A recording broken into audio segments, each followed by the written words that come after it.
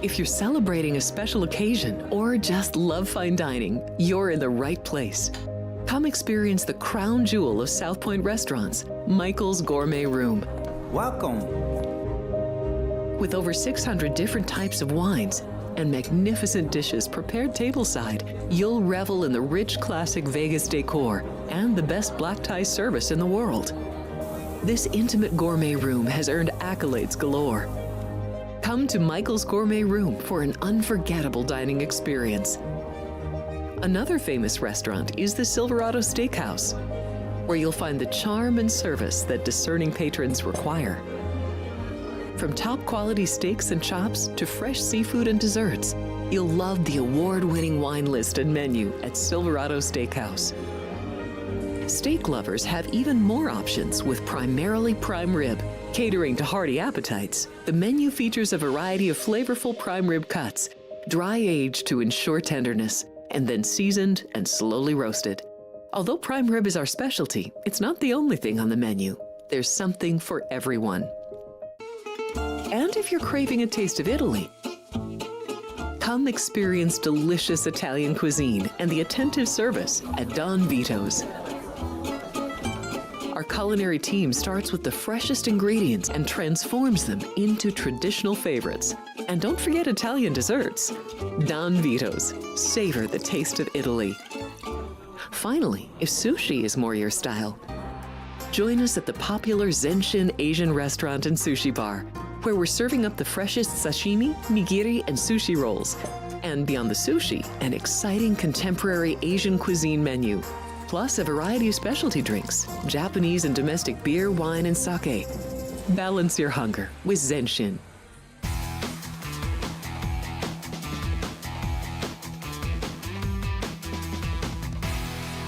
Good morning and welcome in, everybody. This is Sports by the Book. I'm Alex White, shooting live from the South Point Hotel and Casino. Thank you for being here with us today. If you are watching live, please subscribe. Jump in the chat. We'd love to hear from you. If you have any questions for us, we will try and get to those. We have Dwayne Colucci joining us in just a few minutes, and then we have Kenny White joining us. So both sides, right? You got behind the counter and then the professional sports bettor. So we are here for you to answer any questions. Also, please follow all of our social media. The guys behind the glass are working hard, putting out reels and content daily. So please follow Sports by the Book. We really appreciate that. Every little bit helps here. Okay, let's get into it. Let's bring Dwayne in. I'm very excited to get to chat with him for at least 30 minutes. We will cover as many sports as we can. Dwayne, good morning. How are you and how is it up there at the Rampart? Doing well, Alex. Very exciting leading into the Final Four. Everybody's geared up. We have a lot of, great horse racing, I should say, leading up to the Kentucky Derby.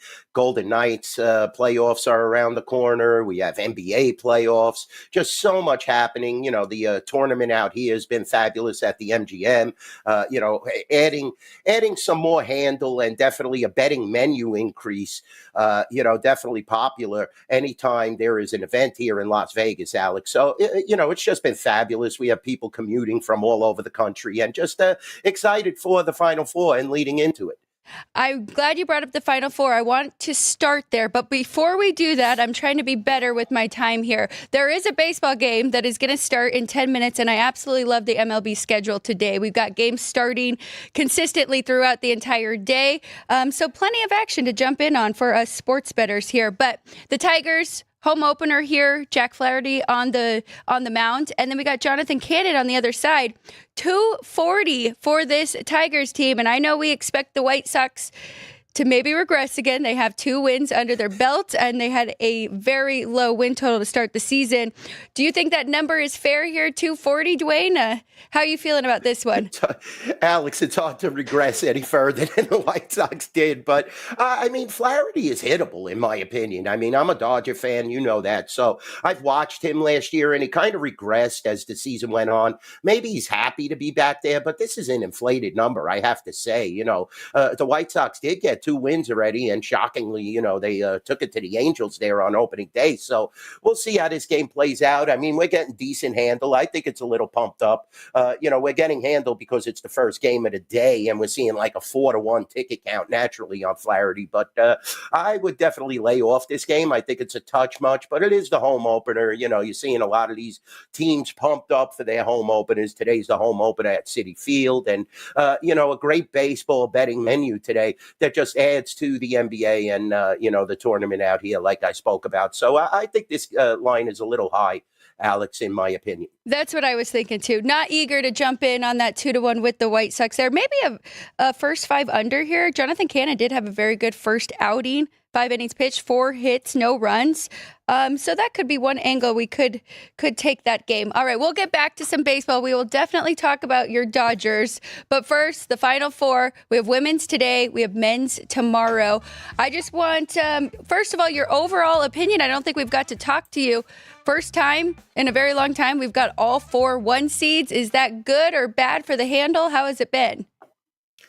I mean, it's okay for the handle, Alex. It's bad for the book, though, and all these favorites continue to win. The first round, you have a lot of people that are betting on underdogs. You're looking for that Cinderella team. But, I mean, I'm my own worst enemy. I was preaching how Auburn was the best team in the country when they were fighting on an airplane. About that was way back in the infancy of the regular season. So, I felt Auburn was an easy shoe-in, to the tournament and possibly even the Elite Eight. Now the Final Four, maybe have to overcome an injury here. Florida is battle-tested. They played very well. They have a victory against Auburn already.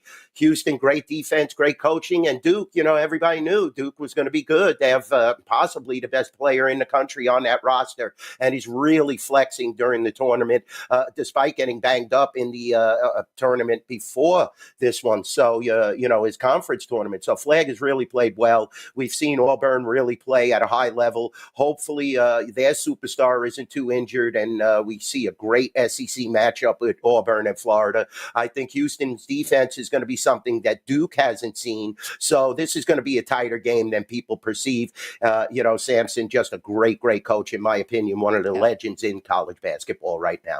You said something that really stuck with me, and that was that you liked Auburn early on. And maybe that's something we can look for moving forward with, the NIL and these teams really being stacked. If they are sitting at the top spot for a while, I mean, why not jump in when you can get some plus money on them making it to the Elite Eight or Final Four early on, spot those top teams and, trust them a little bit more to make it deep into this tournament?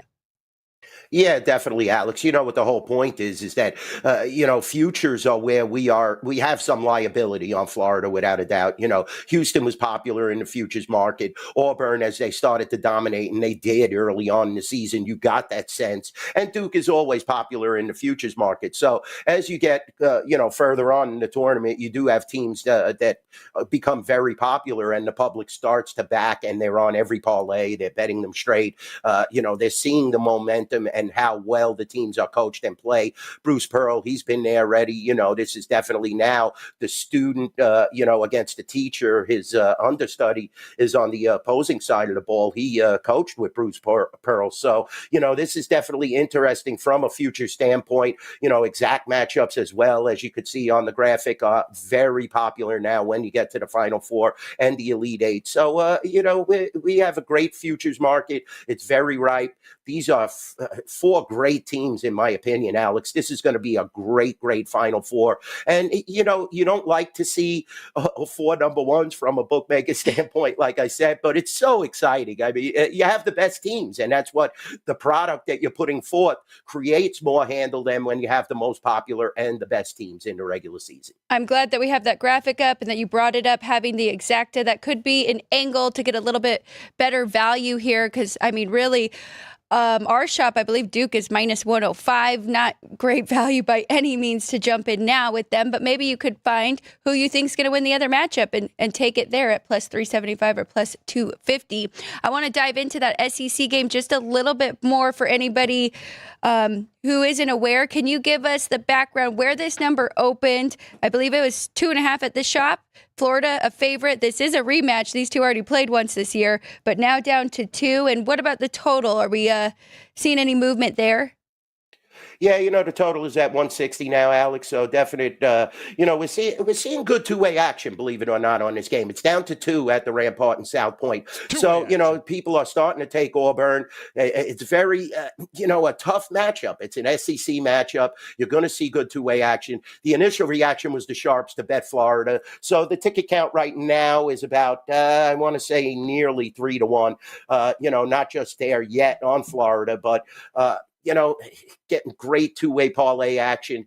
Everybody is indecisive when you get to 4 number ones, Alex. Yeah. You have to keep that in mind. And the total, it's either it's going to be lights out shooting or it's going to be a tighter game. And I perceive a tighter game, even though we're seeing a very high total on that game of 160, but that's how the SEC basketball was. Some of these teams shot lights out. You saw that, Alex. Alabama shot lights out early in the tournament, but then they came against Duke and they couldn't shoot.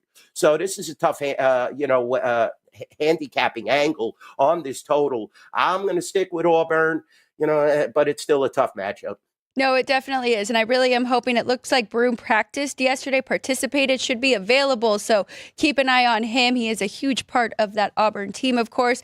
And Florida, we'll see. I mean, they're lucky to be here, if we're being honest. I mean, they escaped two tough matchups that they could have easily they lost. covered one game, right, Alex? They only covered one game, and Auburn is 3-1. So, if you played a point spread game as well, you could see that Auburn is covering their games, but now you have the injury. Yeah. So keep your eye on that. Like Alex said, great point. Florida is lucky to be there. I mean, they were life and death in some of these games. And like we said, 1-3 against the point spread. Now you're a favorite against possibly the best team in the tournament.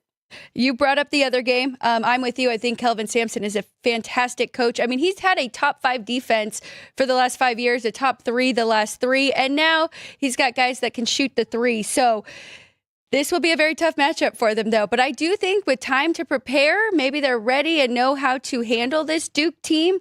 Getting 5 points with Houston, 137 is the total. I've already bet this one under because people are notice Duke. They're flashy, but they're also a fantastic defensive team as well. So any movement, two-way action on this one as well?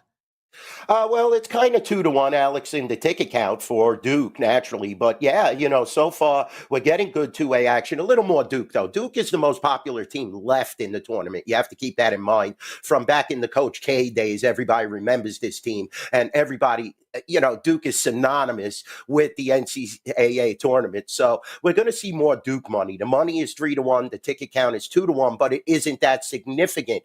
We haven't had those large wagers yet. I took a big wager with the 105 here that we have at the Rampart and South Point, the best deal in town, minus 105 on Duke, one of my sharper players, and he did bet them to win the tournament as well. So yeah, definitely Duke money has flashed early, but now we're starting to see some Houston money. You could see how we set the total, Alex. That's important. 137. That's telling you that Houston is going to play great defense, and it's going to be tough for Duke to get on the interior. A lot of easy plays early on in that Alabama game have left an impression in my mind when Duke beat them. There were a lot of inside early plays, early dunks. Alabama couldn't shoot the 3 to make it up. Houston, they were able to play really well against Tennessee, but then they fell back to the pack, had to have a great play in the last second.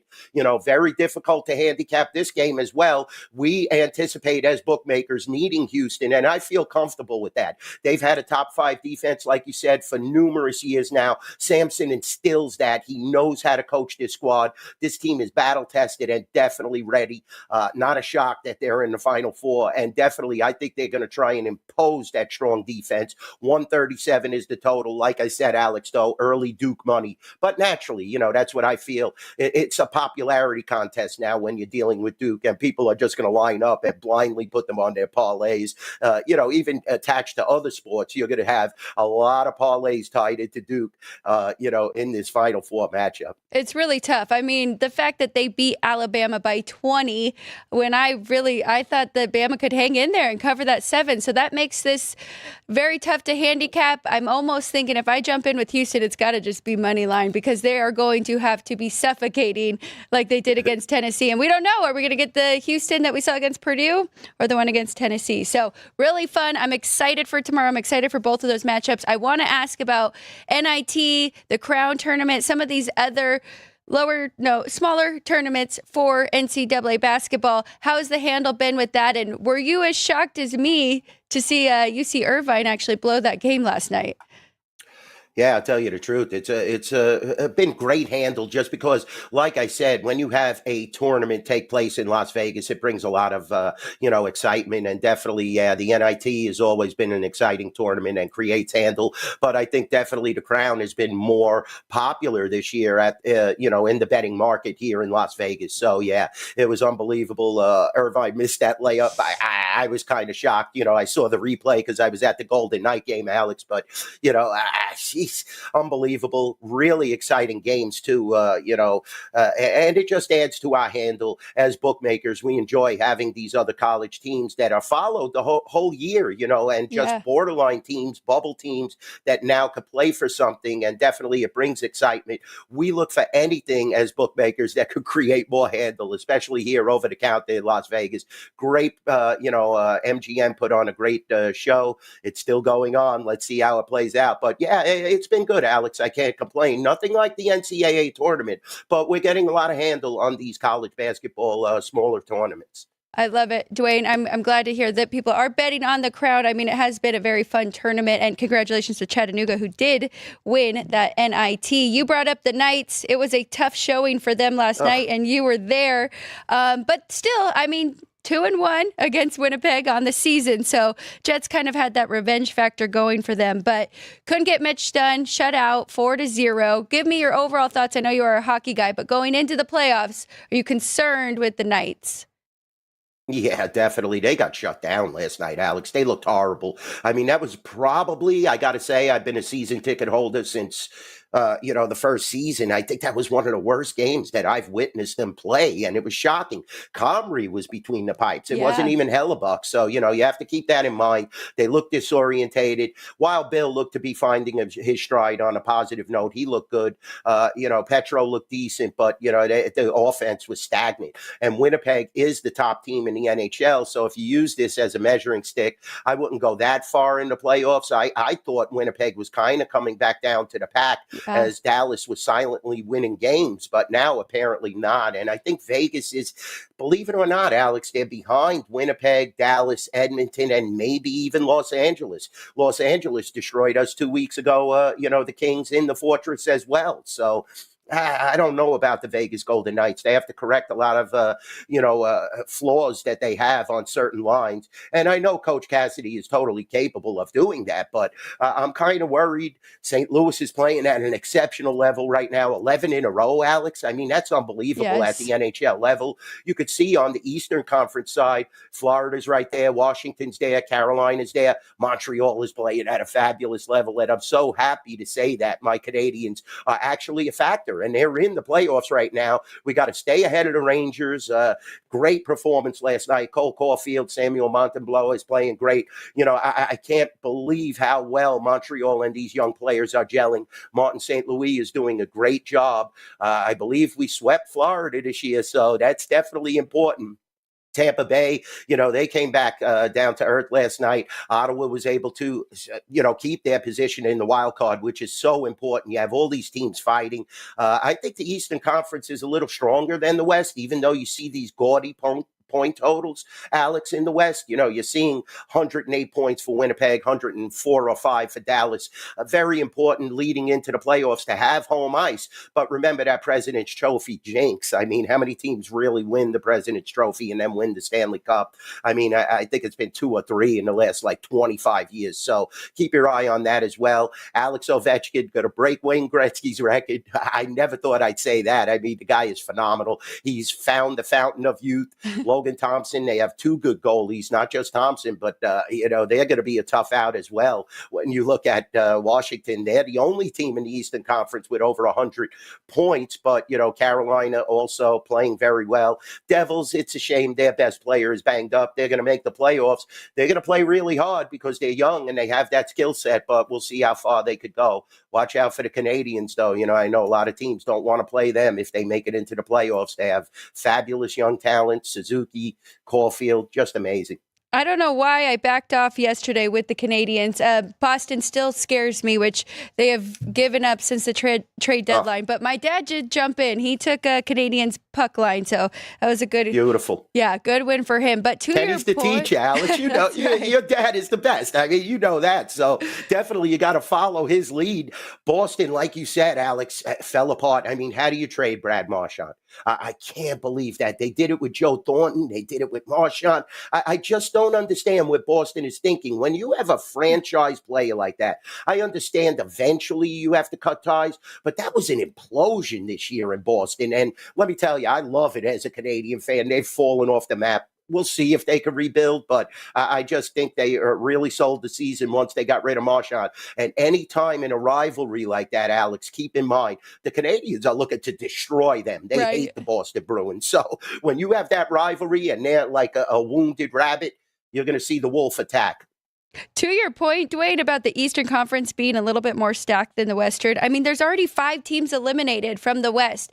That Eastern Conference, they're just good from top to bottom, and it has been a fight all year long. I mean, even the very bottom teams, the Penguins and the Flyers fell off a little bit, but Columbus, Islanders, they're still very good teams as well. Looking Fabulous. at that playoff matchup, what we have right now, which we're going to start with the Western Conference, if you can, Sean, because it's crazy how hockey does this. Our first round, we would have Dallas and Colorado facing each other, and then the Kings and the Oilers. How about that for first round matchups? Unbelievable. Let me tell you, McDavid better be healthy because the Kings are there. They have a strong defense. They're getting great goaltending from Darcy, and I can't believe it. Kemper is, unbelievable between the pipes. He's been playing exceptionally well.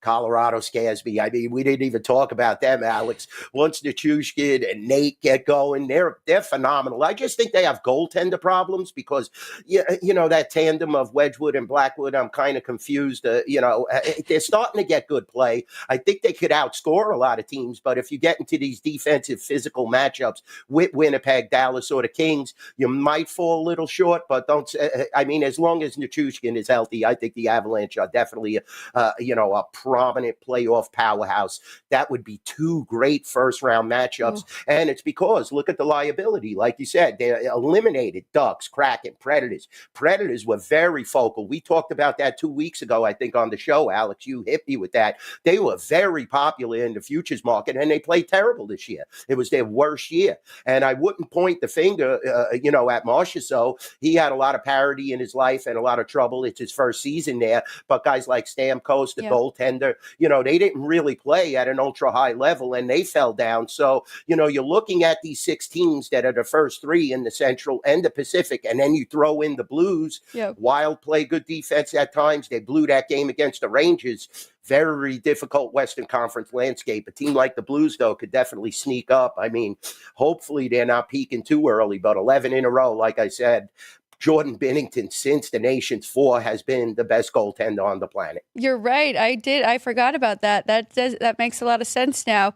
They kind of remind me of that team that won just a few years back. So it is a little scary there. You mentioned the Predators kind of knocked out some liability there because they are eliminated already. Any other teams that you're a little bit concerned with that you guys have a lot of bets on, future-wise? Yeah, Alex, always Edmonton. I mean, Edmonton's always a focal point. People started to ride the Capitals as well when they started to see that they were the real deal, basically, if you want to call it that. Golden Knights are always the most popular. The ticket count is always there. They know they're going to make the playoffs, so, the general public. So why not back the Golden Knights? They could get lucky at any time. They've been in multiple finals already, so they're always a liability and a thorn in our side.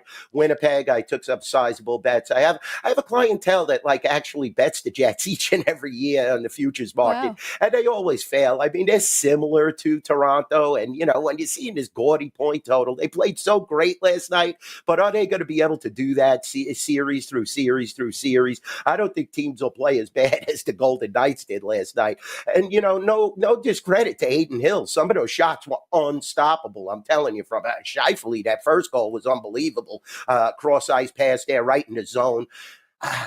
Vegas Golden Knights have to play harder defense. And I understand we lost some defensive players. Theodore broke his wrist. He's starting to come back and get acclimated. But Golden Knights have a lot of pressure on them this year because we showed the graphic. Dallas is very good. Peter DeBoer really wants to do, anything to beat the Vegas Golden Knights. Winnipeg, you saw that last night. Kings are a huge rivalry. And Edmonton as well. Edmonton beat us, 2 games back as well.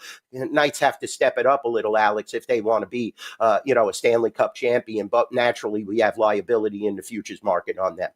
Dwayne Colucci joining me now up at the Rampart, Sportsbook Director. You can follow him on X, NYBookie Dwayne. Let's go into some baseball. We will get to your Dodgers. First, I want to ask you about the first game rotation number, and it's the Padres, who are also undefeated, which I know you don't love to hear, but 7-0 for San Diego, taking on a red-hot Cubs team who really just, couldn't stop scoring in Sacramento against the Athletics.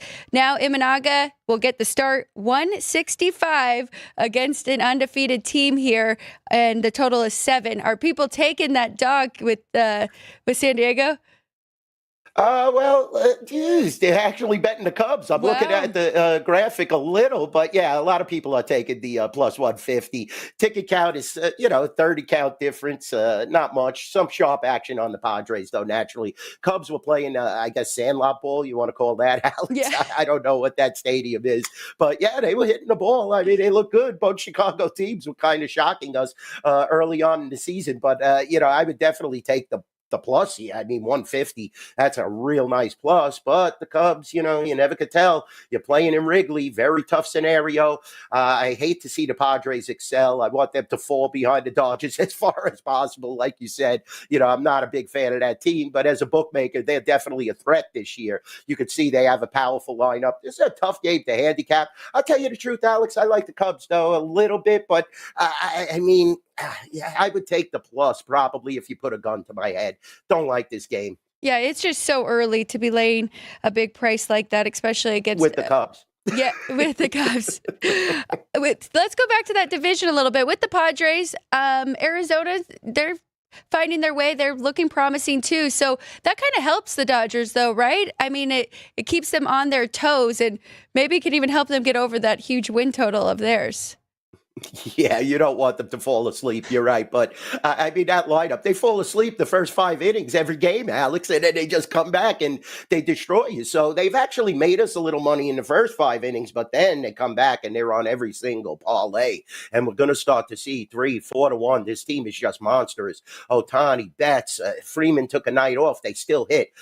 Utility guys like Tommy Edman, just fabulous. And the pitching is so deep and it's unbelievable. Not just, you saw last year in the playoffs where they had a patchwork, basically quilt rotation there, and they were able to beat teams like the Padres, the New York Yankees, and so forth. But Arizona was very competitive against the Yankees. I think they're definitely a tough team. San Diego's tough. The Giants will always get up to play against the Dodgers. You know that. So, definitely a tough division, but not to win. The Dodgers are just so strong. That lineup is incredible. We're seeing one of the best teams that money could buy on the baseball field, and they're just dominant.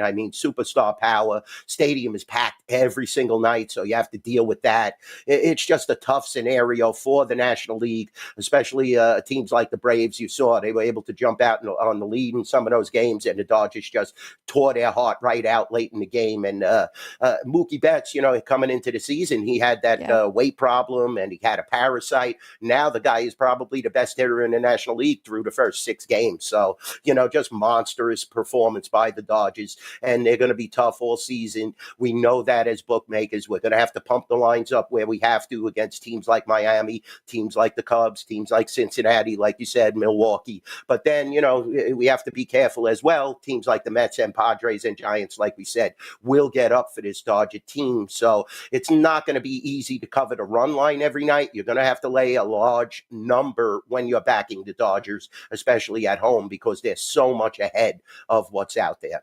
Not a huge number tonight. So minus 130 there on the road against this Phillies team that a lot of people doubted, but they are leading that division. It helps when the Braves have not won a game yet. But what do you think about this one with Luzardo on the mound, the lefty for Philly? Yeah, definitely. Luzardo is tough, and Phillies have been tough. But Yamamoto, he brings another, dimension to the Dodgers pitching staff. I can't, this is where you take advantage of the price. Opening day, everybody, oh well, where are you going to see the Dodgers? Or an ace basically on the other side getting plus 140. We talked about that. And I told Jeff, well, when are you going to see the Dodgers minus 160? And the Dodgers won the game. So, you get these discounts. This is when you bet the Dodgers right now, because as you get later in the season, like I said, I'm going to pull the trigger. Chris is going to pull the trigger. You're going to see these massive numbers up there on the Dodgers, only minus 130. That's a discount with this lineup and this, team. Maybe I'm a little favoritism because I'm a Dodger guy, but Alex, I can't bet the Phillies. I bet the Dodgers here minus the 130. It's a discount. No, I agree with you, definitely. I mean, you don't want to get in front of that train right now, and they look so good. One more game I want to bring up, and then if anything else jumped out to you today. But speaking of the Braves, I know they are playing Miami, but minus 230 for a team that really is missing key pieces, and it's definitely impacted them to start the season. Is this a get-right spot for them? This is a complete stay away, right? Minus 230? Yeah, definitely. They had to travel all the way across, definitely a difficult spot. Miami, they've shown signs that they could play, but they're a terrible team.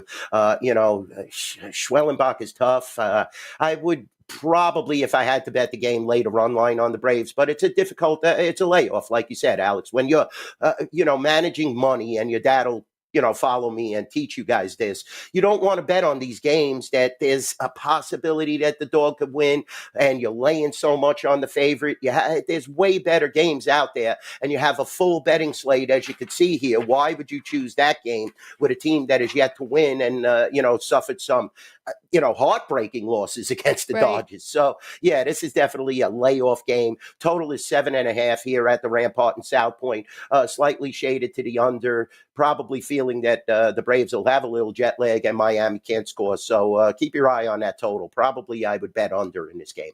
Any other games jump out to you, Dwayne? Baseball or hockey? Only 3 hockey games today, so a little bit of a lighter slate for them. Yeah. But actually, Alex, let's jump out at the best NBA game on the card. Okay, the Rockets yes. and OKC. I mean, OKC has won 50 games by 10 or more points. They've been killing us as bookmakers. They're one of the teams that definitely I'm like, And Houston is the team that I have a good futures bet on. I touted them early in the season. I waited for them to get going. They are so well coached. You're only seeing 6.5 here. OKC on the road. I have to check the current line, but I definitely think the Rockets have a chance here, but I've been losing betting against. Yeah, it's down to 6 here now at the Rampart in South Point. I've been losing betting against OKC. That was a heartbreaker against Detroit. I couldn't believe it the last minute and a half that I didn't cover that game, and I sound like a whiner, and, OKC has been so difficult. I'm going to take the Rockets tonight.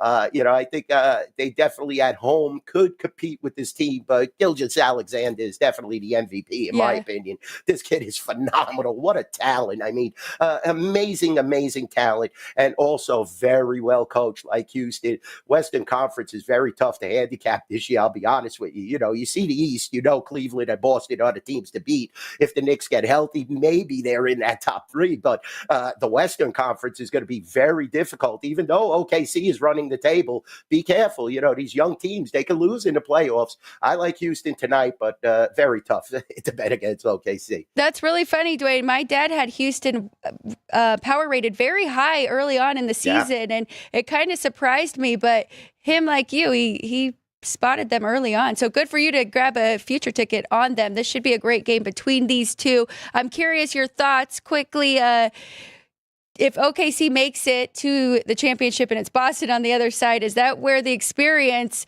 really shows for the Celtics? Well, we'll see, if they could keep their heads gathered together. They definitely have the experience. We know that, guys like Brown, Tatum, they're just phenomenal. Their roster is somewhat intact. Kristaps has to, be healthy. They have to have some, players, key cogs healthy for them to compete with this OKC juggernaut. Definitely they're the experienced team. And they're going to have their hands full with Cleveland, though. Cleveland has played so well this year, Alex. You think that they're going to fall back to the pack, but they never seem to. And Donovan Mitchell is just, we know how great and his will to win is. So definitely going to be tough out against Cleveland. But I think the Celtics have enough to pass Cleveland in the playoffs because of the experience, like you said, that becomes so important at the NBA playoff level. Keep that in mind. And there are a lot of younger teams on the Western side. Like you said, Houston's a very young roster, as well as OKC. These are guys that are starting to get their feet wet, but they'll have a foothold come playoff time, and there's always LeBron and Luka floating out there. You got to be careful. Those two superstars, anything is possible. I know a lot of people lay it on LeBron, but he's still, I mean, look at his age. Everybody, the GOAT this, the GOAT that. Yeah, we all know Michael was the greatest ever, but this longevity that LeBron puts out there and the way he keeps his body in shape, if he could motivate Luka to get in shape, they could definitely be a tough out in the playoffs. It's incredible. And don't forget Steph Curry now with Jimmy Butler, too. That was a great game last night. Yes.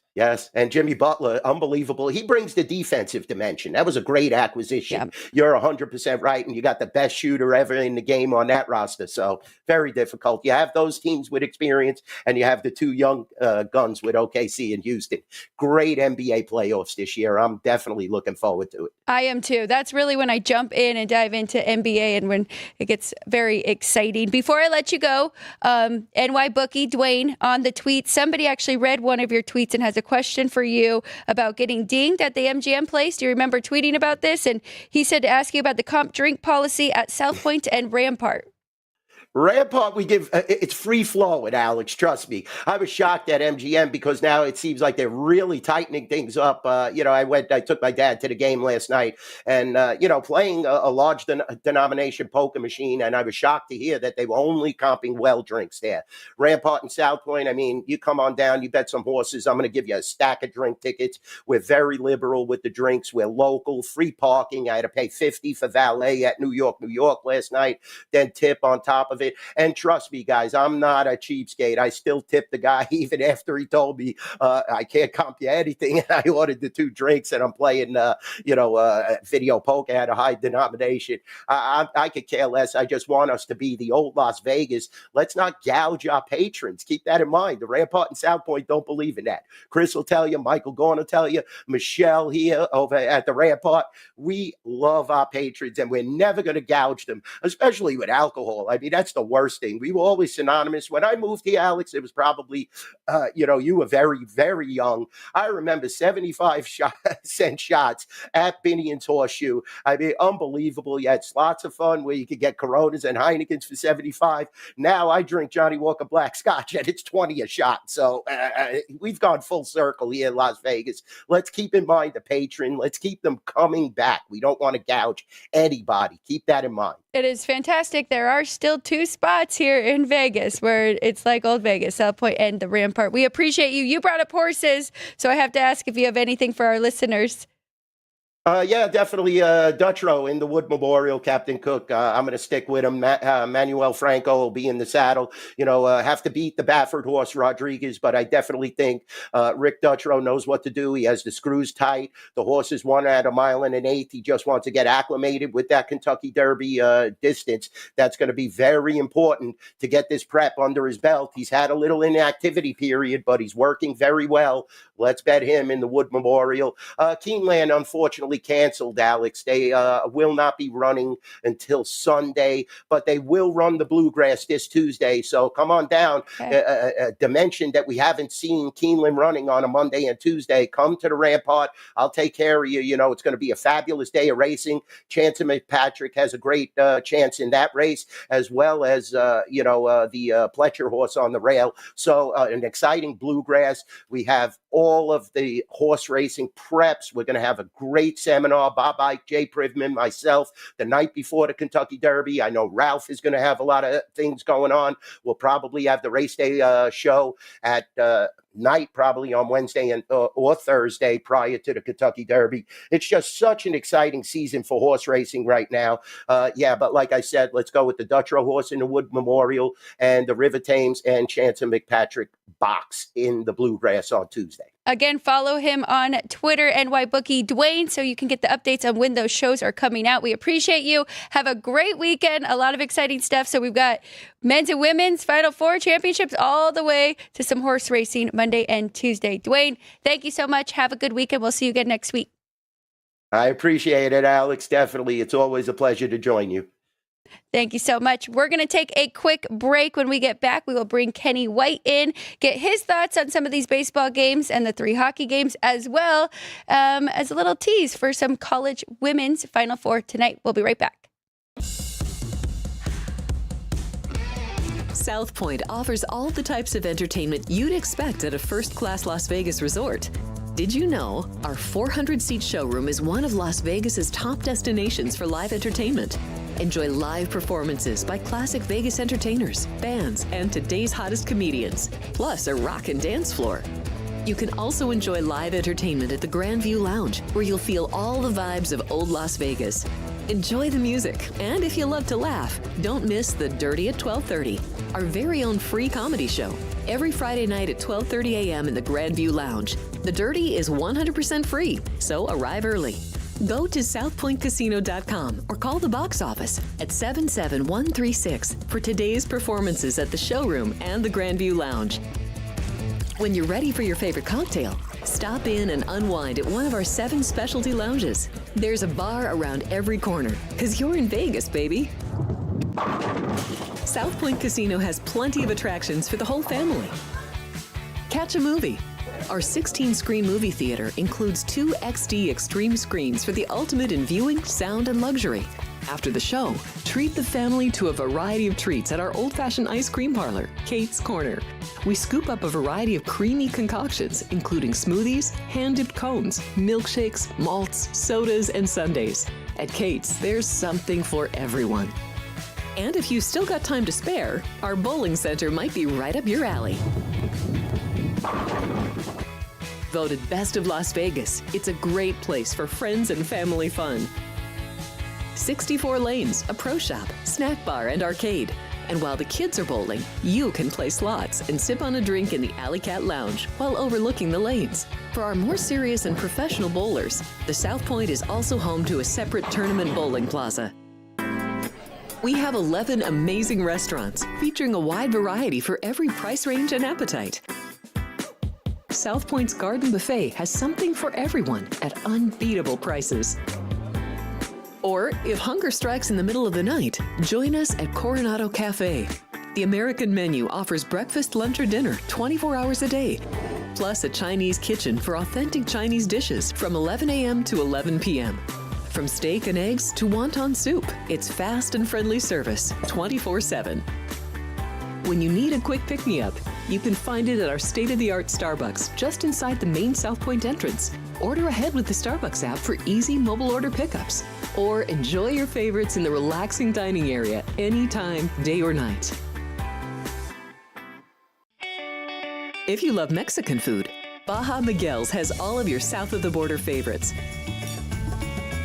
There are dozens of classics to choose from, like fajitas, ceviche, chimichangas, tacos, and more. And for spirit lovers, Baja's colorful non-smoking tequila bar is right outside.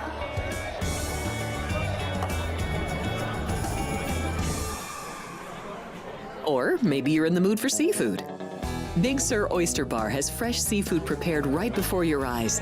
Savor freshly shucked oysters, crab legs jambalaya, shrimp and lobster. Beers on tap and a selection of fine wines are perfect to pair with your seafood favorite. Whether lunch or dinner, you'll love this fun atmosphere, located just off the casino floor.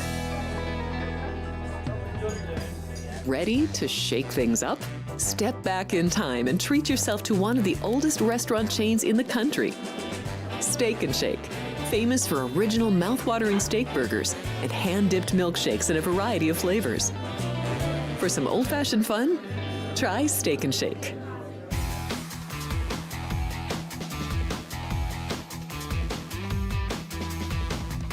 Welcome back, everybody. Thanks so much for waiting through that commercial. Special thanks to Dwayne Colucci up at the Rampart. I appreciate him jumping on. Gave us some insight on his thoughts with hockey, looking ahead for the playoffs, as well as some horse picks. So if you missed that, make sure and go back and watch that first half hour with Dwayne Kaluch. Again, NY Bookie Dwayne on the tweets, checking in with the chat. Good morning to everybody. Bob Custer, Dean Hilt, Greg, welcome in. Keith Lyle, Joey B, Bob Custer. We got your question answered from Dwayne, Christopher, and I believe that is everybody who is in the chat right now. If you have any other questions, please put them in. We have another 20 minutes at least here on Sports by the Book, so plenty of time to get your questions in. Now, I have no idea if this person is on the show or watches the show, but we will tweet back to them because they did have a question for Chris Andrews, sportsbook director here at the South Point. Chris sent it to myself, and now I'm going to send it to our next guest, Kenny White, professional sports bettor, and my dad has been in the business his entire life, made the lines for Las Vegas for 30 plus years, and now is on the other side, professional sports bettor, as I mentioned. So, Dad, good morning. I'm sorry about the game last night. Dwayne was there as well to see a rough one for the Golden Knights, to say the least. Yeah, sure was. Good morning, Alex. Yeah, one of those games that Winnipeg wanted badly. We talked about that on the show yesterday of losing both games to the Knights earlier this season. They wanted it so badly they lost in LA, and then Hellebuck doesn't go. Comrie goes, and the line balloons to like $1.65, $1.70 on the Golden Knights, and didn't matter. Comrie made every save. The Winnipeg defense was so tight. The Knights were having a tough time just getting a shot on goal. It was a rough night. There were a couple of good opportunities the Knights had in the second period and a couple in the third, but it was all Winnipeg from start to finish. And I know you going there, you did not want to bet on Winnipeg, even though, you know, our system probably would have said it was a play with the revenge factor. But we decided on first period under 1.5. Winnipeg was up 1-0, 2 minutes to go. I'm busy running around the baseball field, and then I see first intermission 2-0 Winnipeg. Did you get that bet in, or did you back off because of no Hellebuck?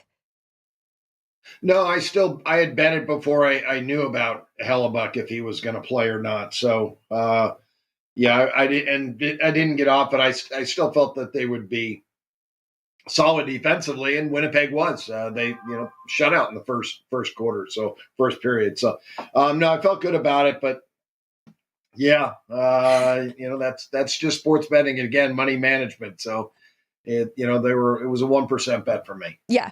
It was a tough loss. I also had a tough loss with the Kings and Utah Hockey Club, last minute empty netter and then a penalty. So Utah ended up scoring there to take that game to 6. But other than that, us going over the hockey games yesterday morning for 30 minutes, I think we did a fairly good job. And Ryan actually wrote it out here because there were a lot of favorites that did cover, 5 NHL favorites covering the puck line.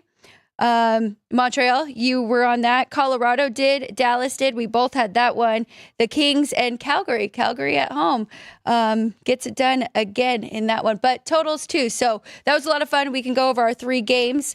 First, though, I did tease about the women's, and we have some people in the chat as well. So somebody's asking about hedging. I don't even know who they have, but let's take a look at the South Point's women's future bets on the 4 teams, South Carolina, UConn, UCLA, and Texas, and see what they have here. Do you have what numbers or what you think these teams should be? I didn't put a number together on to win it all. I have Connecticut, the number 1 team in the country, followed by South Carolina, and then Texas, UCLA about even. So my guess would be Connecticut should be minus $1.40, South Carolina plus 120, and maybe the other 2 schools somewhere around 5-1. 5-1. Okay, I'm going to check from our friends at the Westgate as well and see if they have their futures. Women basketball right here for the 2 games. Futures, it looks like UConn is the favorite, minus 170. South Carolina plus 310. And then, wow, big numbers here. UCLA 9-1 and Texas 10-1. Yeah, Connecticut's really good. I may not have them that good. I may have to take a look at South Carolina plus 310, even though I bet Texas tonight plus 5.5. But I have a revenge factor there built in, and there could be a revenge factor a little bit between Connecticut and South Carolina. I do believe those two teams played this year. Didn't go back and look, but I think they did. I'll check real quick for you. But the Connecticut's playing really well. Paige Beckers is playing at just a different level. Sarah Strong, their center, a freshman, is a phenomenal player. Ozzie is really good. And their starting five is outstanding, and their defense is locked down.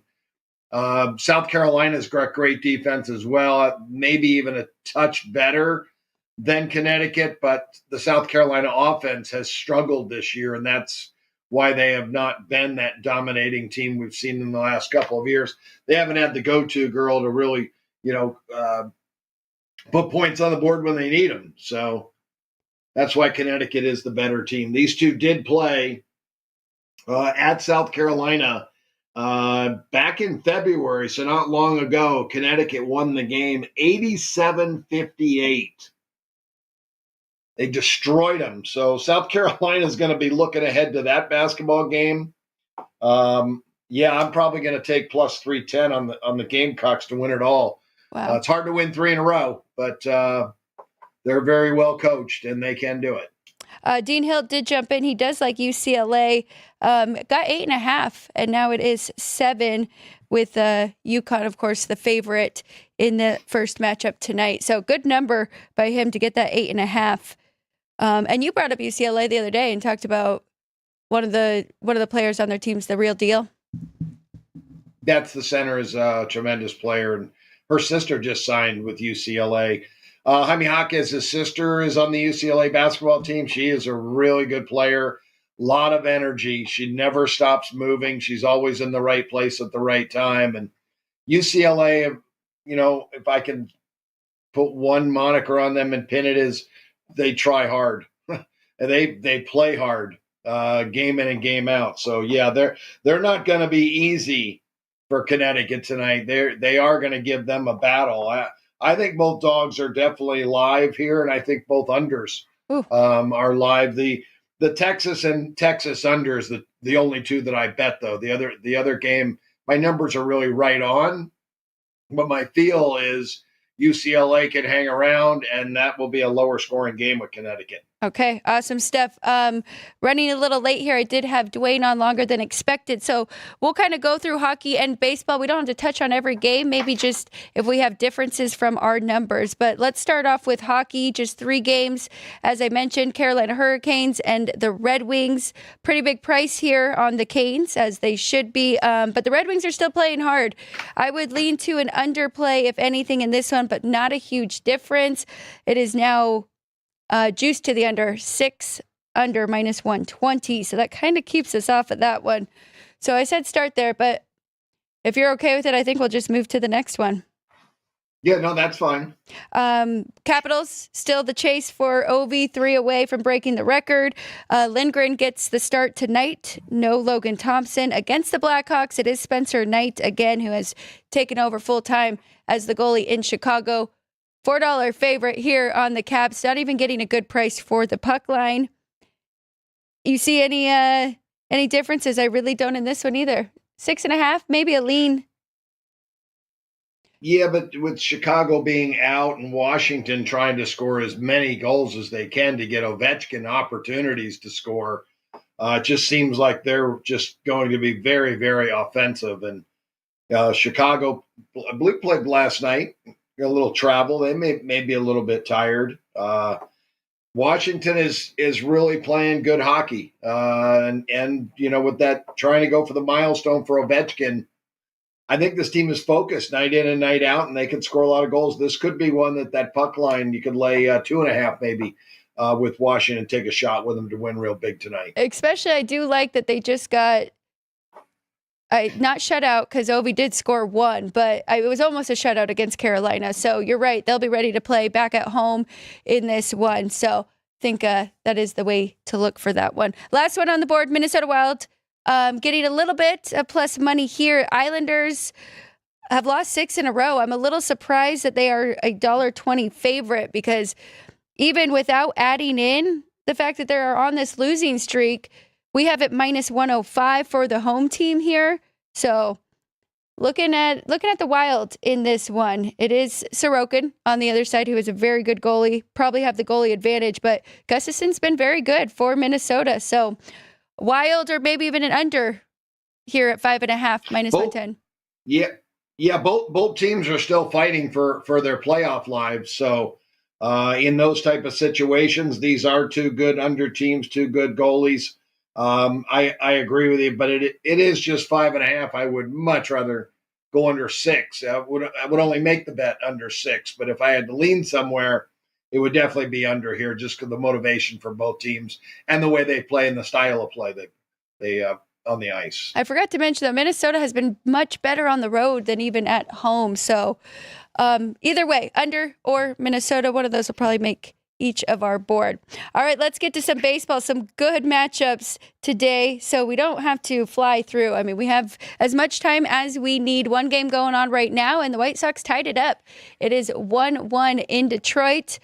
So we will pass that one. We'll just go rotation number, even though the times don't necessarily match. Let's start with the Padres and the Cubs. I brought this one up to Dwayne because I know Imanaga is on the mound, but you've got a team that is undefeated right now, 7-0 for the Padres, and they are plus 150.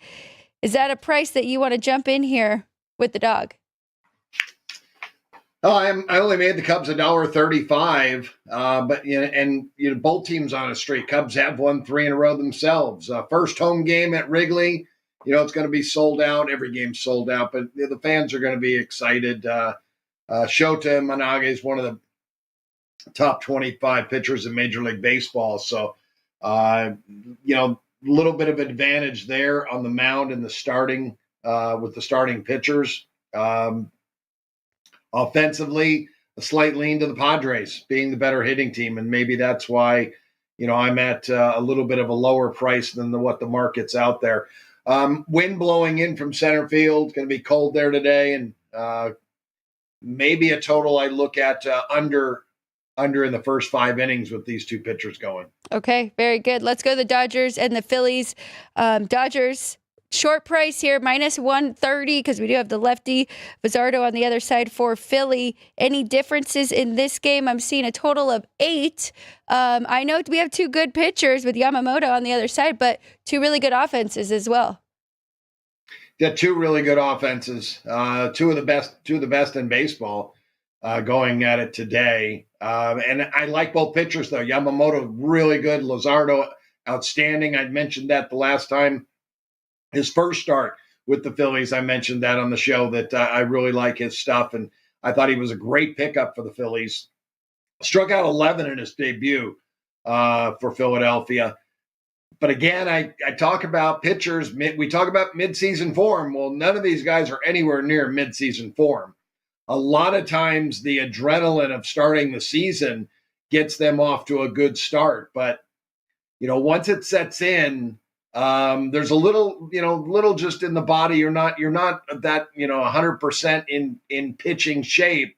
So you start to struggle a little bit in your 3rd, 4th, 5th start. So I can look at that. Maybe Imanaga struggles a little bit here in this one. My number's 139, 9.5 on the total, because it's a good ballpark to hit in, and it's 2 good hitting teams. So I'm going to play this game over. Okay, over the 8. I like it as well. Let's go to the Diamondbacks and the Nationals. Pretty even pitching matchup between these two. Brandon Pfaadt for the D-backs and Jake Irvin for the Nationals. Minus 140 for Arizona, which, that's pretty telling because Pfaadt is down in their rotation, right? Like 4 or 5 guy, and they're still the favorite here against Irvin. Total 8.5. Any differences for you? That's because they got such a great rotation. Corbin Burns and Gallen and Kelly at the top. It's tough to break in with those 3 guys at the top, but that's really good. Irvin is as well. The advantage in this game is offensively and defensively. I've got Washington, the Nationals, rated one of the lower defensive teams in Major League Baseball. They'll give up a lot of errors, and that one error a game is and they're not going to make an error a game, but they're going to make more errors than the opponents do. But offensively, a big difference Arizona have over Washington. So my number $1.69. I like Arizona. I bet them this morning at $1.36. And I'll ride with Arizona. Arizona and San Diego, they know that they're in the freight train Dodgers division, and if they don't play good baseball, they could find themselves 30 games out of first place by the All-Star break. So they have to keep pace with the Dodgers, and these are good teams. They're not winning because they need to keep pace. They're winning because they are very good teams, and Diamondbacks are a good one. Yes. Okay, I agree. I really like that one as well. I brought this one up with Dwayne. The Braves have not won a game yet. I know it is Schwellenbach getting the start, and it is the Marlins, but minus 230. What are you doing with this? Are you taking a little bit of the Marlins? Is this a stay away until the Braves get right or, start to get their best players back? Yeah, with still, starters out of the lineup for the Braves, they are going to struggle a little bit, and they could have a little bit of pressure on them. I like Max Meyer. I like what I saw of him in the first outing. I always, I go with the streaks and how teams are playing. A 7-game losing streak. I take 35 cents off my number, so I really only have this game $1.54. And you want to give me plus $2? I'll ride against that losing streak every day because I know they're hard to break. So I'll go with Miami here and take that big plus price. Okay. I thought you would say that, honestly, because, I know you wouldn't lay a big price like that with a team that is just not right now. Let's go to the Brewers and the Reds. The Reds come into this game. They've lost 3 in a row, 1-0, first time in a very long time. But you have them as the favorite in this one. The books have the Brewers minus 120 at home, total 8.5. Love Nick Martinez. I like this Reds lineup too. I do have to adjust for the Brewers 3-game winning streak and the Reds 3-game losing streak. So it does bring me down to about pick'em. So that took me off that play. I'd circled it and I wanted to bet the Reds knowing I was going to get a plus price with them here. But I'll pass. Make sure you check if the Miller Park roof is open or closed. Very good. Let's go to the Royals and the O's here. We got Seth Lugo and Dean Kramer. We've got minus 115, pretty much a pick 'em. Home team favorite just a little bit. 8 under is the total in this one. Any value, any plays? Well, I wanted to check the weather in Kansas City because it's always affects play. It's one of the stadiums it does as Wrigley Field does. So today, wind blowing in from center field. I had a little higher total at 9. So that takes me off the total with the wind blowing in. I liked it over because Kremer struggled in his first outing, and so did Lugo. They both did. But a lot of times these guys do bounce back. Except it's early in the year. There's a lot of inconsistency. So when guys do pitch poorly, that do factor is that they're going to pitch a good game because they need to. And that does happen. It's a real live thing. I've seen it for so many years that it's a roller coaster ride with starting pitchers a lot of time. One good outing, one bad outing, one good outing, one bad outing. And this could be a good outing for both guys with that wind blowing in Kansas City. But I'm not betting it. I am excited when we have more games under their belt, and then we do have that due factor on the power rating sheets as well, because that was one of my favorite things last year. Let's go to the Rays and the Rangers. This should be a pretty good one, too. Tyler Mahle and Zach Littell. Anything stood out in this one with the Rangers, $1.30? I made the Rangers 17 and total of 9.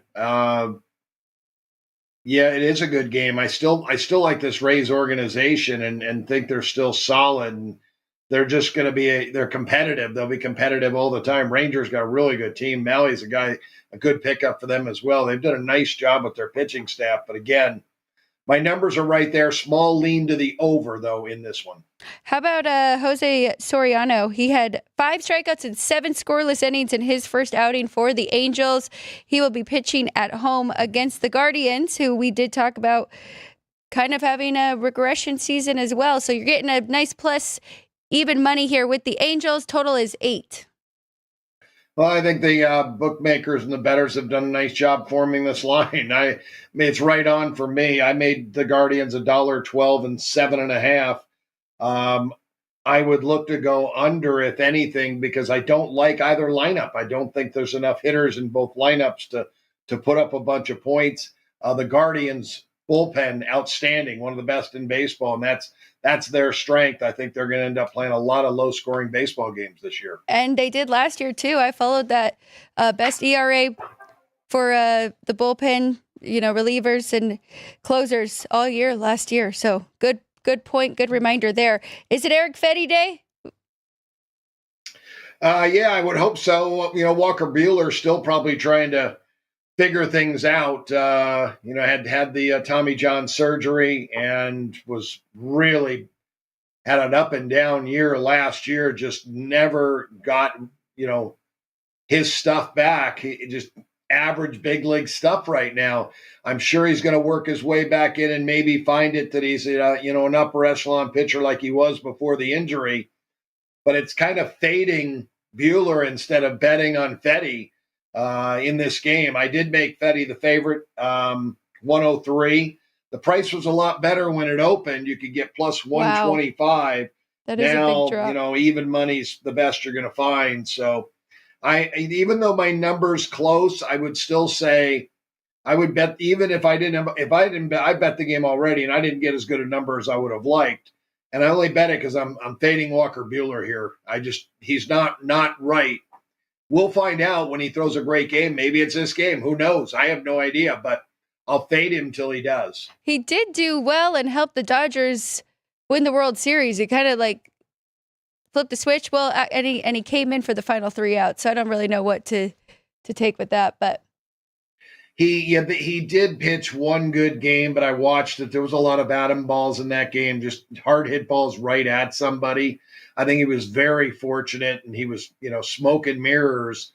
And they had to go to him to close it out, and he had that adrenaline flowing to close it out, and he did look very, very good in that outing, and probably got him the contract that he has now with the Red Sox because of what he looked like there. But no, he did not look good in spring training, and he did not look good in his first start. So we'll see what happens in game 2. Okay. Do you want to talk about Toronto Blue Jays? Did you jump in at all with the future? I believe it was 10-1 last week when we were doing our look aheads for MLB, and you said, why not Toronto? That division's pretty wide open. Now they're leading the AL And they had East. some superstars, but no, I did not bet it. I wish I would have. I didn't bet it. Just so busy still with college basketball, women's college basketball, and college baseball that I've done the work on Major League Baseball now and got all the hitters ratings, pitcher ratings, relievers, defense ratings, and all of that, and I could put it together. But it's time consuming, and I've just got so many things going on right now. I'm just not able to, kind of make any future bets in Major League Baseball. It should be a good pitching matchup between these two. Anything jump out with Guzman and Miguel? Yeah, I like them both, but I like Guzman much better. I think he's a far better pitcher. But I only have the game pick, total of 8, which could be a little high, and that's high. The weakness for the Blue Jays is going to be their bullpen. I don't like their bullpen. That's their weakness. So when I say that, I will put an asterisk next to that. I feel like the bullpen is the one area you can make a couple of pickups or bring a couple of guys up that throw 98 miles an hour and change your bullpen. I think the one thing you can really change quickly is a bullpen. I've seen teams turn it around before from bad pens to really good pens, in a couple of months. Doesn't take a season. It just takes bringing in one guy to knock everyone else down a peg. Instead of being the closer, now you're the setup guy. And now instead of you being the setup guy, you're the seventh inning guy. And when that happens, sometimes just one reliever can make the difference for everybody in that bullpen. So we'll see if Toronto makes a pickup or they've got, a young guy in the AAA that lights it up early, and they bring him up to change things around for that pen. If we take the bullpen out of this game, the Mets offense, we know their potential, but they haven't really gotten there yet. They had one game where they did score 10 on Miami, but other than that, it's been pretty low scoring. 1, 3, 1, 2, and 6. Can we go first 5 under with these two pitchers? You could look at first 5 under when you take out the bullpen here because these two guys are that good. I made the total 8. Whenever I have a pitcher over 100 in the game, I like to take off an extra half a run off that total because I don't want to bet over with a guy like Osman that could throw 5 shutout innings. So that may not be a bad market to look at there in the Mets under in the first 5. I was really just looking at Miguel's first outing, 6 innings pitched, 0 earned runs, 9 strikeouts, and 2 walks. So hopefully we can get that from him again in this one because I am looking for unders, especially the first 5. Let's go to 2 teams who have lost 4 in a row each. Athletics in Colorado. That explains a high total, but for Colorado, that's actually not. It's moved down quite a bit here. Anything you see in this one? Athletics -120. Yeah, cold and windy there, and the wind will be in from center field there as well for Colorado. So when I make my number on my sheet, I make it without the weather. Made it 10.5, but I can definitely take off a full run, if not 2 runs, because of the weather in that ballpark today. At least it's a day game. That helps a little bit. But the ball should not carry, and with that wind blowing in, a lot of those balls that are maybe would be doubles will hang up and be caught by the outfielder. So I'm passing on this one. I do lean to the Rockies a little bit here in this contest at home, but still not a big enough price for me to pull the trigger on that. Max Fried and Mitch Keller, so no Paul Skeens against the Yankees. They just pitched him the other day. Mitch Keller gets the home opener here. Yankees -160 and the total 7.5. I made the Dodgers $1.68. I like them. Get a little better price. I know they were $1.50 earlier. I'm looking for a better price, see if I can get something on them.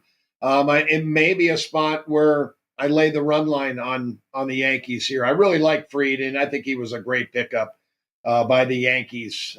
They needed somebody like Max Fried to maybe step in, and actually he could be the ace of this staff. I think he's that good. So I lean to the Yankees here in this one. Pirates offensive struggles continue, and their bullpen as well. So Yankees -1.5 plus 105 in that one. Last one on the board, Mariners and the Giants. Another good pitching matchup between these two. Now, Verlander he is definitely older. -150 for Verlander and the Giants, and the total is 8.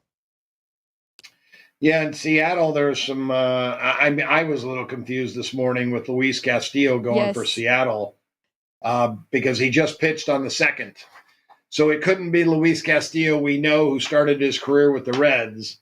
Right. This is Luis Castillo from the minor leagues being called up, a right-hander, 30-year-old that is basically going to be the opener tonight in this game for Seattle.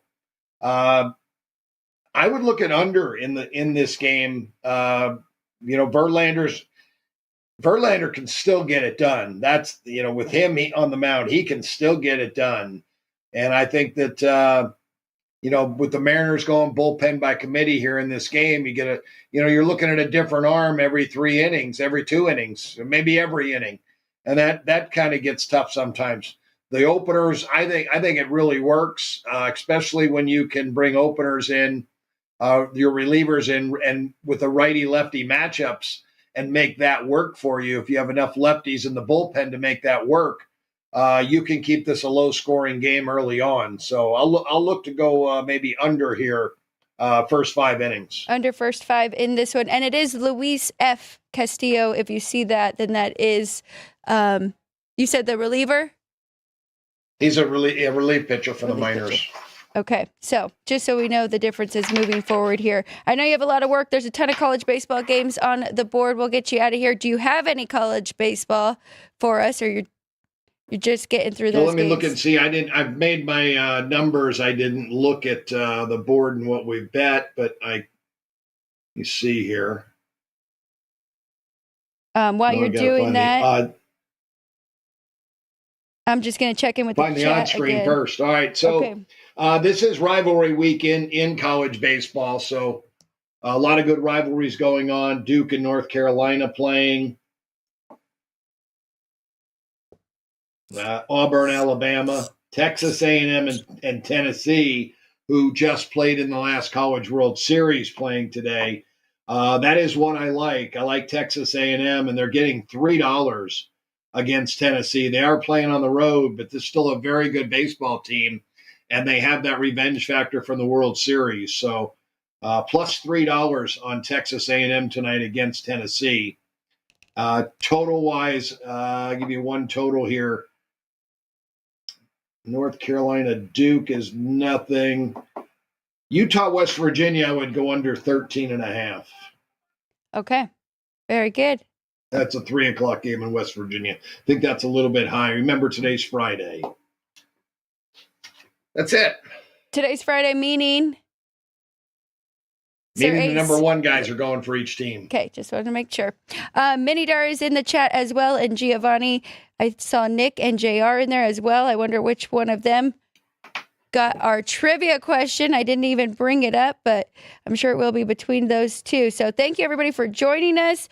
I will check in with Vince to see if there are any questions that I missed in there. We'll take a quick 1-minute break. When we get back, it is Whiteboard Best Bets of the Day. Get ready to laugh with Punchlines with Frank Nicotero. Join Frank and his team of featured guests for your daily dose of comedy. Reno, the Pittsburgh of the West. Poison. Yeah. Poison. Sports. F for Falcons, Alex. We were talking Derek Carr for MVP after 2 games. Who's we? Okay, me. You. I was. And the funniest social media posts. People want to show off their food. Boom. Wiener on a guy's shoulder. It's the Dark Colts. We bleed blue. It's your one-stop spot for great laughs and a good time. Find us on YouTube at Punchlines FN. And join the chat live weekdays at noon Pacific for the ultimate blend of jokes, sports, and viral fun. We have 11 amazing restaurants featuring a wide variety for every price range and appetite. South Point's Garden Buffet has something for everyone at unbeatable prices. Or if hunger strikes in the middle of the night, join us at Coronado Cafe. The American menu offers breakfast, lunch, or dinner 24 hours a day, plus a Chinese kitchen for authentic Chinese dishes from 11 a.m. to 11 p.m. From steak and eggs to wonton soup, it's fast and friendly service 24/7. When you need a quick pick-me-up, you can find it at our state-of-the-art Starbucks just inside the main South Point entrance. Order ahead with the Starbucks app for easy mobile order pickups. Or enjoy your favorites in the relaxing dining area anytime, day or night. If you love Mexican food, Baja Miguel's has all of your south of the border favorites. There are dozens of classics to choose from, like fajitas, ceviche, chimichangas, tacos, and more. And for spirit lovers, Baja's colorful non-smoking tequila bar is right outside.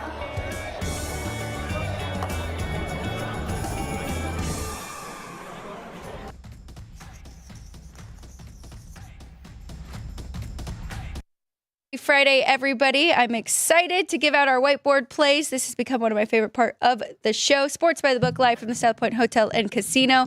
I'll go first. I've got 1 hockey and 2 baseball for you here today. We're going with the Wild plus 105 on the road against the Islanders. Much better road team. Still trying to keep their playoff spot. I'm going Yankees minus 1.5 in Pittsburgh. And then I'm going under first 5 for the Blue Jays and the Mets. I really like that pitching matchup today. Going to Kenny White here, which is at KWhitey Vegas on Twitter. Make sure you give him a follow there. What do we got? 3 plays as well. Yeah, Alex, I'm going to use the women's college basketball game, Texas and South Carolina. This is game 3 of this battle between these two powerhouse basketball teams, and both great defensively. So I'm under 124 in that game. Miami Marlins plus 210. I'm gonna go keep fading the Braves until they win, and then that Dodger Philly game was my biggest difference on any total. I like the bats on both sides. over 8 runs there, Dodgers and Phillies. I might have to tail that one. I like it as well. All right. Any final thoughts for you? I'll let you get out of here before I go over some scheduling things. And, there's one question. When do we like to play that run line? I lay 1.5 on the road only because you're going to get your full complementary of at-bats. When I have a visitor that's the better team, that's when I bet run lines. I don't lay a 1.5 with home teams ever. But the road team, especially when I have a very good offensive team and I feel like I'm going against an average pitcher and we can get out to a pretty good lead. And, that's when I bet run lines. Okay. Very good. Always important to know that with the home and the way, if you have the home team, you could have 3 less outs there. So, okay. I like taking a 1.5 with the home teams in situations with low totals. The lower the total, the better that, the price is adjusted. But if you have a play on that home team and you like the home team and you get a 1.5 in a low total game, that's always a good spot. That's always a good bet. You don't want to go take the 1.5 in Colorado when the total's 13. It's just not worth it at that point. But if you're playing in Petco and you can get the Padres plus a 1.5 against the Dodgers, we're another really good team and a total that's going to be 7.5. That's the situation. I take a 1.5 at home. Okay. I like it. I still have to go through trivia and our scheduling for the rest of the week. I'll let you go. I know you have a lot of college baseball to get through. We appreciate you joining us. Back again tomorrow at the desk with me, 9 a.m. Okay. You got it. See you tomorrow. Have a great day. Perfect. Thank you so much. So as mentioned, usually Saturday is 8:30. We are going to start at 9 a.m. tomorrow. It'll be myself and Kenny White. We will be here about an hour 15, hour 30, depending on how long we need. Baseball, hockey, Final Four. We're really going to dive into the Final Four games. We're going to look at player props, first half, full game, side total, everything, and first to 15, of course, which is one of our favorite bets here at the South Point. Sunday, look out for a special. It will be for the women's championship game, which is Sunday. So Final Four today, we will have that matchup. We will record that tomorrow, and it'll be out on Sunday morning for you. Monday, men's championship game. Jeff, myself, and Kenny all at the desk to go over that and really break it down for a full hour. Punchlines is coming up in less than an hour at noon here with Frank Nicotero and myself. Remember, that's a separate YouTube channel, Punchlines FN.